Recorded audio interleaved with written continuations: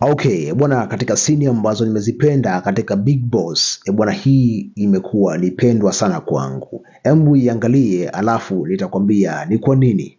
Kama nani mwenye mamlaka ya kuweza kumwombea mama yangu? Na kama ulikuwa unataka kumsaidia, si ungemchukua na kumpeleka hospitali? Mtu kagongwa na nyoka huko sima nini huko polini, unamwombea ili iweje sasa? Lakini amekuwa sawa kama unavyoona. Shida sio kupona, shida kwa nini umwombea bila kunipa taarifa? Ulitakiwa unipe taarifa mimi nijue, mimi kama mtoto wake. Wewe ni nani mpaka unachukua maamuzi ya kumwombea? Huyu alitakiwa aende hospitali, sio kuombewa. Nani amekombea hata kama maombi? Mbona tunaingiliana wewe?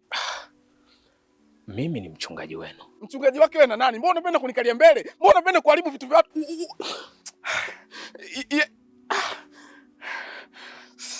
Bwana Vevo, wala sipo hapa kwa ajili ya kukukalia kwa mbele. Na nilifikiri ungefurahi kuona hali ya mama iko sawa kama mwanzo, lakini nashangaa kuona kwamba haujafurahishwa na maombi yangu mimi kama mchungaji wenu.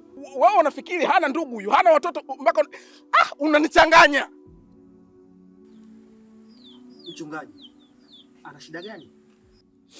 Jamani, kuna mtu amempa taarifa huyu au kumpigia simu? Hapana, labda sio miongoni mwetu. Sasa alijuaje mpaka akaja huko? Okay, bwana, huyu anaitwa Clown Vevo. Bwana, hii nimependa sana zaidi ya sana. Kwanza kabisa hii scene imetulia sana. Imetulia, alafu tunaona karakta tofauti, uongeaji, hata mtu jinsi ambavyo anapopokea na anavyoreact. Yani hapa kuna unyama fulani unauona. Jamaa fulani kama ameonekana amechanganyikiwa fulani hivi, yani kama yupo tired, alafu jamaa anazungumza huku, anazungumza ni mtu ambaye ipo makini sana, yani kiutaratibu, na anajaribu kumuelekeza kitu gani ambacho amekikusudia. Bwana, hii ni noma sana. Bwana, kama ulikuwa hujaangalia hii filamu bwana, nenda kaangalie. Hii ni series, sorry. Hii ni series inaitwa Big Boss ya Clown Vevo, ipo kwa YouTube bwana. Bwana, inafanya vizuri sana.